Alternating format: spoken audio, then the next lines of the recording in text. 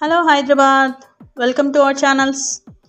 నేను మీ సునీత. కొత్తగా నేను ఛానల్ చూస్తున్నట్టయితే please like, share and subscribe to my channel అండి. ఈరోజు మనము చాలా ఈజీగా కుక్కర్లో బ్యాచిలర్స్ కానీ పెళ్ళైన కొత్తగా చేసేవాళ్ళు వంట చేసేటప్పుడు కానీ చాలా ఈజీగా చేసేయచ్చు చికెన్ పులావ్ కుక్కర్లో చేస్తున్నామండి. మనం ఒక కుక్కర్ తీసుకున్నాము. దాంట్లో స్టవ్ మీద వెలిగించి ఆయిల్ 3 to 4 స్పూన్స్ వేసుకున్నాము. ఆయిల్ కాగనిచ్చి సాజీరా, లవంగాలు, యాలక్కాయ, బిర్యానీ ఆకు ఇవన్నీ వేసుకొని వేపుకోవాలండి. ఆయిల్ కాగినాక వేపుకోవాలి. ఇప్పుడు ముందుగా కట్ చేసి పెట్టుకున్నానండి ఉల్లిపాయలు 1 or 2 పొడుగుగా సన్న కట్ చేసుకోవాలి. పచ్చిమిరపకాయలు 3 to 4 వేసుకున్నానండి. అవి కూడా వేసేసుకోవాలి. మీరు ఇందాక నెయ్యి వేసాను, మీరు వద్దు అనుకుంటే నెయ్యి స్కిప్ చేసుకోవచ్చు, లేదంటే నెయ్యి వేసుకోవచ్చు. బాగా తిప్పేయాలండి. ఆనియన్స్ బాగా ఫ్రై అవ్వాలి.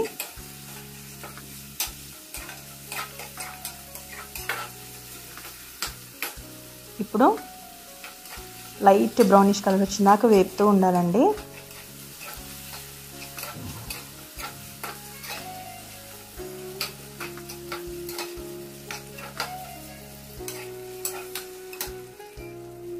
కరివేపాకు వేసుకున్నామండి. కరివేపాకు వద్దు అనుకుంటే మీరు స్కిప్ చేసేసుకోవచ్చు. చెక్క కూడా ఇందాక వేయటం మర్చిపోయాను, అందుకే చెక్క వేసుకున్నాము. నెక్స్ట్ కొత్తిమీర, పుదీనా అండి. దీంట్లో కంపల్సరీ పుదీనా అయితే కంపల్సరీ వేయాలండి. కొత్తిమీర వేయకపోయినా సరిపోతుంది. ఫ్రెష్గా కడిగి పెట్టుకొని పుదీనా వేసేసుకున్నాను. బాగా కలుపుకున్నామండి. ఇప్పుడు అల్లం ఎల్లిగడ్డ పేస్ట్ కొద్దిగా వేసుకోవాలండి.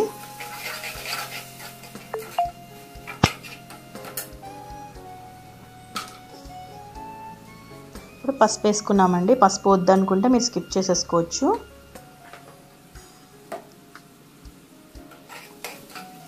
పసుపు వేసుకొని బాగా కలుపుకోవాలి. నేనైతే 1/2 kg చికెన్ తీసుకున్నానండి.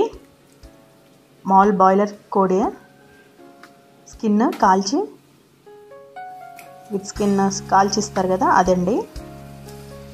దాన్ని శుభ్రంగా కడిగి అందులో వేసేసుకున్నాను.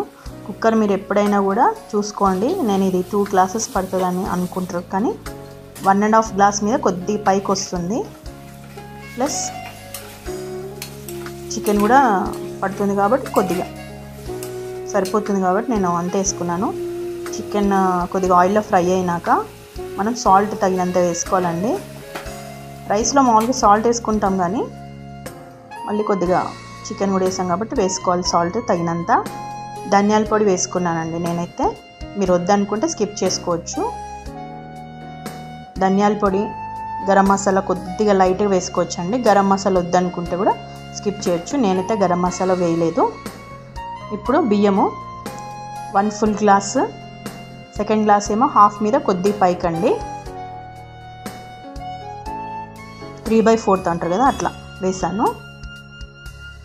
సో ఫస్ట్ వాటర్ వేసుకొని బియ్యం వేసుకోవచ్చు, బియ్యం వేసుకొని వాటర్ వేసుకోవచ్చు. అట్లా నేనైతే రైస్ వేసుకున్నాను. ఫస్ట్ కడిగి శుభ్రంగా ముందుగానే నానబెట్టుకున్నానండి. 1.5 glass మీద కొద్దిగా ఎక్స్ట్రా పోసుకున్నాను.